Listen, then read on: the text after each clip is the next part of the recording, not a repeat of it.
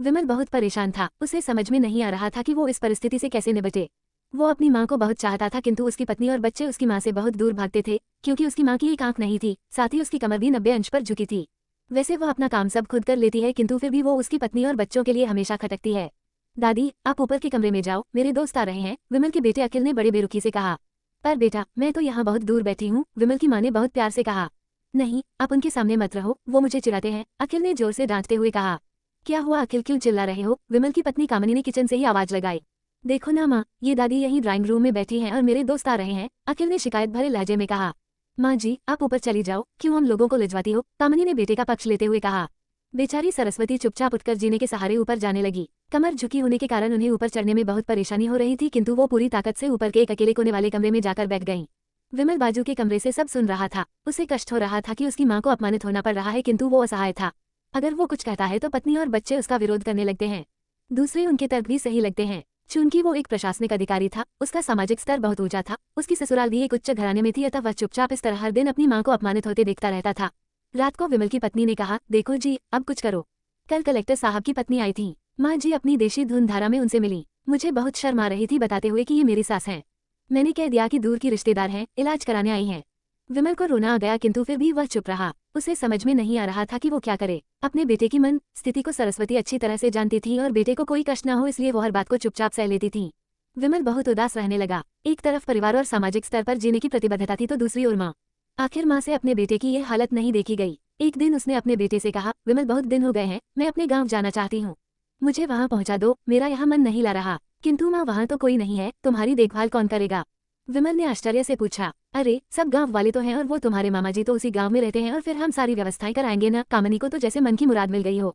हाँ बेटा, बहू सही कह रही है, सरस्वती ने लंबी सांस लेते हुए कहा। विमल जानता था कि गांव में माँ की देखभाल करने वाला कोई नहीं है, लेकिन अपनी पत्नी की जिद के कारण वह अपनी माँ को गाँव छोड़ने पर विवश हो गया। माँ को गाँव छोड़कर आते वक्त उसे रोना आ रहा था तथा अपनी बेबसी पर गुस्सा भी आ रहा था, किंतु परिवार, पत्नी और समाज ने उसके इन मनोभावों को दबा दिया और वो सुकून सा महसूस करने लगा। कुछ दिनों के बाद उसके चाचा, जो अमेरिका में रहते थे, आने वाले थे।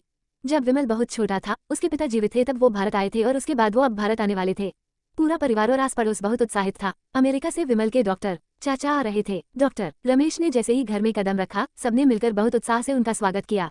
क्यों विमल भाभी नहीं दिख रही, कहाँ है? डॉक्टर रमेश ने उत्सुकतापूर्वक पूछा। जी, वो गाँव में रहती हैं, यहाँ उनका मन नहीं लगा, कामिनी ने सपाट लहजे में उत्तर दिया। डॉक्टर रमेश ने विमल की ओर देखा तो विमल ने अपनी आंखें झुका ली।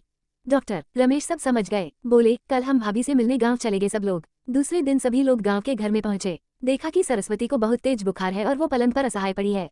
डॉक्टर रमेश दौड़कर सरस्वती के पास गए, उनके पैर छूकर रोने लगे। सरस्वती की ये हालत उनकी कल्पना से परे थी। वाह बेटा विमल, तूने तो नाम उजागर कर दिया। अपनी माँ की ये हालत देखकर तुझे तो शर्म भी नहीं आ रही होगी। डॉक्टर रमेश ने विमल को लगभग डांटते हुए कहा। नहीं देवर जी, विमल का कोई दोष नहीं है, मैं खुद गाँव आई थी, सरस्वती ने अपने बेटे का बचाव किया। मुझे सब पता चल गया। भाभी, आप चुप रहो। क्यों बहू, तुम्हें अपनी सास की कुरूपता पसंद नहीं है? समाज में तुम्हें नीचा देखना पड़ता है ना? डॉक्टर रमेश ने कामिनी की ओर व्यंग्य से देखा। कामिनी निरुत्तर होकर विमल को देखने लगी। आज तुम जिस सामाजिक स्तर पर हो, वो इन्हीं के संघर्षों की देन है। और बेटा विमल, तुम्हें शायद मालूम न हो कि बचपन में जब तुम 1 साल के थे, तब छत से नीचे गिरने के कारण तुम्हारी एक आंख फूट गई थी और तुम्हारी रीढ़ की हड्डी में भी समस्या थी।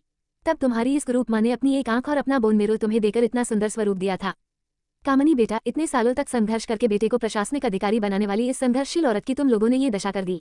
तुम्हें ईश्वर कभी माफ नहीं करेगा। डॉक्टर रमेश की आंखों से अश्रु जलधारा बह रही थी। अब भाभी, आप मेरे साथ अमेरिका जाएंगी, यहाँ इन स्वार्थी लोगों के बीच नहीं रहेंगी। डॉक्टर रमेश ने सरस्वती से कहा। विमल को तो काटो तो खून नहीं था। डॉक्टर रमेश जो उसके चाचा थे, उन्होंने जो राज बताया, उसके बाद तो विमल को यही लग रहा था कि उससे ज्यादा पापी इंसान इस दुनिया में कोई और है ही नहीं।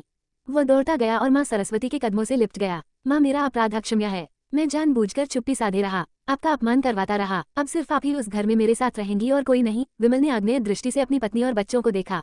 कामिनी को भी बहुत पश्चाताप हो रहा था, किंतु उसकी हिम्मत नहीं हो रही थी कि वो सरस्वती से आंख मिलाए।